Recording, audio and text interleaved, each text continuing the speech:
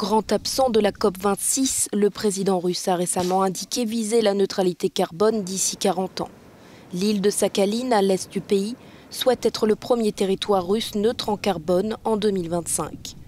Pour ce faire, elle compte notamment sur de précieux organismes vivants, les algues, qui pullulent sur ses plages et permettraient de capturer le dioxyde de carbone et de le transformer en oxygène. Les scientifiques pensent même que cet organisme aquatique vieux de 3,5 milliards d'années pourrait contribuer à réduire les émissions de gaz à effet de serre. Il est possible de faire pousser beaucoup d'algues au sein de notre zone économique. Alors pourquoi la Russie ne poursuit-elle pas cette voie et prouve au monde entier qu'elle peut aussi réduire les impacts du changement climatique?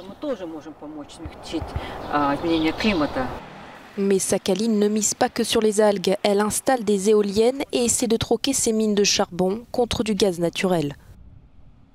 La compagnie d'énergie de Sakhaline dispose de 17 chaudières, dont 10 sont converties au gaz naturel. La tendance est de convertir toutes celles qui fonctionnent au charbon. Mais la première chose qui nous intéresse est la composante écologique, c'est-à-dire la minimisation des émissions, notamment de CO et de CO2. La Russie compte néanmoins davantage sur ses forêts et ses algues que sur une transformation de son énergie pour limiter son impact sur l'environnement. L'île de Sakhaline détient l'un des plus grands gisements de pétrole offshore au monde.